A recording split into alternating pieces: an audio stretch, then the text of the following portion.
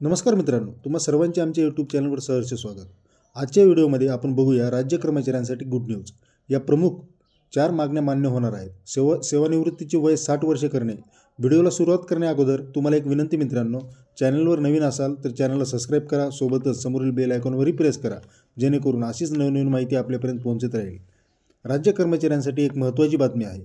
महाराष्ट्र राज्य परिपत्रक अधिकारी महासंघाच्या माध्यमातून राज्यातील अधिकारी आणि कर्मचारी यांच्या 4 प्रलंबित मागण्यांसंदर्भात सकारात्मक निर्णय घेतला जावा यासाठी राज्याचे नवीन मुख्यमंत्री देवेंद्र फडणवीस यांना एक निवेदन सादर करण्यात आले आहे।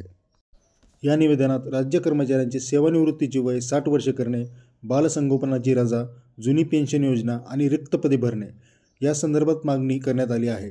दरम्यान राज्याचे मुख्यमंत्री देवेंद्र फडणवीस यांनी राज्य कर्मचाऱ्यांच्या या प्रलंबित मागण्यांच्या संदर्भात सकारात्मक निर्णय घेऊ असे आश्वासन दिले असल्याचे समजत आहे।